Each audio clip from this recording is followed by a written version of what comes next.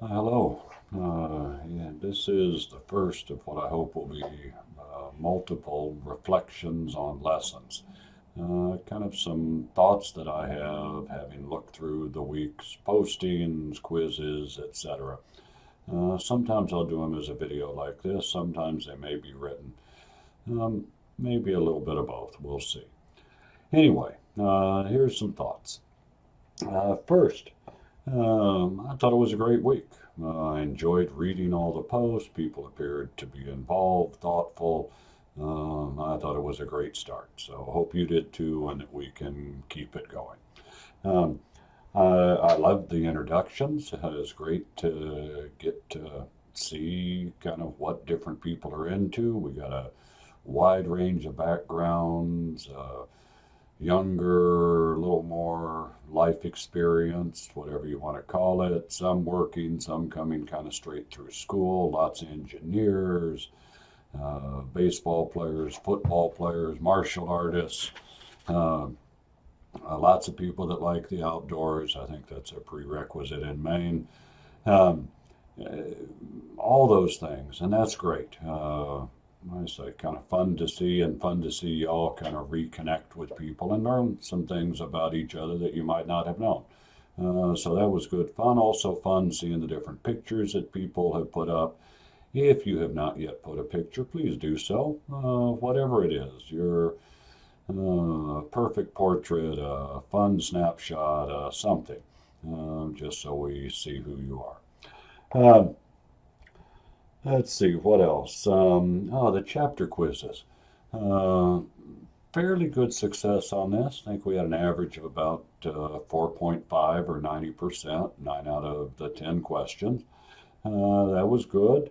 A couple of you that didn't do as well, holler if you have questions. I hope everybody kind of got the sense that you really do need to have been through the material and thought about it and have a good understanding before you hop in on the quiz.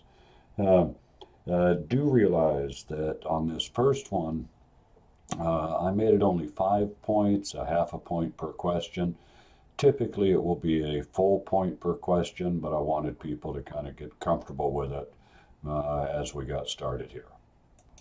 So just make sure that you really are ready for the quizzes, and you can kind of think. I have them set at a place in the lesson. I think it's in an ideal world best to read first, take the quiz, and then do the rest. But if you want to save it till after you've been through the rest of the material, that's up to you. I can't stop that. And maybe that works better for you anyway. Let's see, on the main discussion post, what is strategy? I thought that was kind of fun to read through. Um, I think the message got through that strategy is, in fact, pervasive, uh, but all the different ways that people use the same word, uh, and often in different ways. If you haven't yet, do make sure that you take a quick look at Mintzberg's 5 Ps article that is in readings folder. He talks and gives good examples of the many different ways it's used. Also talks there about planned versus emergent strategy, a topic that came up in a number of people's posts, and also was mentioned some in the chapter. So more detail for those of you that want. Um, I hope, though, you also understood uh, that while there are different conceptions and we need to be aware of the different ways people are using it, it is really important if we're going to keep using the term as we go through the course that we have a common way that we're going to use it. Not the only way, not the best way, but we have to settle on. And I think it is a pretty good way. So, looking at your posts, um, all right, for my definition, the one we're going to use as we go through the course, that, as most of you noticed, is pretty much in line with both Porter and with the Grant textbook. All right, is both the how and the where. The how I thought I saw pretty good understanding of. Things like what is the competitive advantage we're trying to achieve?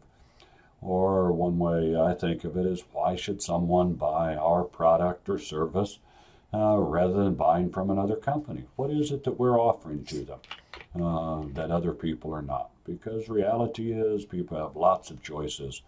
They could buy from anybody.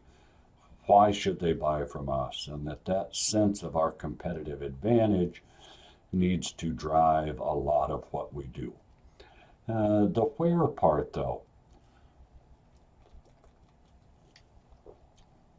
I don't know if where is really the best word for this, uh, but it's kind of where are we competing?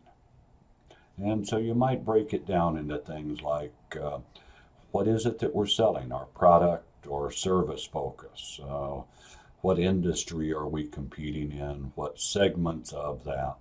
The other piece is kind of the who are we selling to?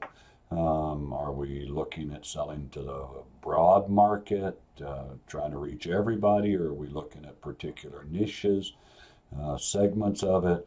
Are we competing regionally, nationally, internationally? Note that this doesn't say anything about where our offices or production facilities are located. That's not really important. Um, well, it is important, but it's a detail to be determined later. In terms of strategy, it's kind of the counterpart. So, what is our competitive advantage? And then where, kind of, what industry and what segments within that industry are we competing in? That's the way we're going to go through it. Also thought it was interesting, all the little discussion that popped up on Michael Porter. Um,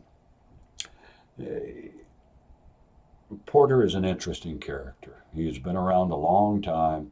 Uh, and you're right, I gave you a minute and a half video. You couldn't get everything out of Michael Porter. What I really like best about that video is the what strategy is not, that emphasis. But Porter does have lots more to say about what strategy is, and we had various people give us some good links. Um, Porter was trained as an industrial organization economist. Right? He was not a strategy guy, he was an economist. And then he kind of turned that upside down and said, what can we learn from industrial organization economics that might help in running a successful business? Um, his first article that I know of may have had something before that, but on strategy was about 1978. Uh, his first big book came out in 1980. And reality is, his views have evolved significantly over time. His initial perspective was very much industry as the driver. That's where his five forces that you may know of for industry analysis come from. It really wasn't until significantly later in his career that he brought the inside of the firm and this notion of fit more into his thinking. Um, and his addition of social responsibility mentioned in chapter one is really a much more recent phenomenon. Um, so at the heart of much of Porter to me is still kind of this economics, industry driven view, but he has done much more than that over time. And I've included in the reflections folder um, some links that were in various people's discussions, but I've tried to bring them into one place. If you are interested in more on Porter, uh, various people, Grace, Eric, I'm going to forget somebody here, but um, gave us links to videos, articles, etc. I've also included there a couple of additional articles on Honda and strategy emergence, because that was another topic that kind of popped up over time. Um, but if you're a big Michael Porter fan, or even if you're not, either way, we've got more to come on him in later lessons when we dig more into strategy. So, that's kind of where we are. If you've got questions, holler. As always, let me know. And let's keep up the good work as we move into lesson 2 on performance analysis and social responsibility. Looking forward to this week's discussions.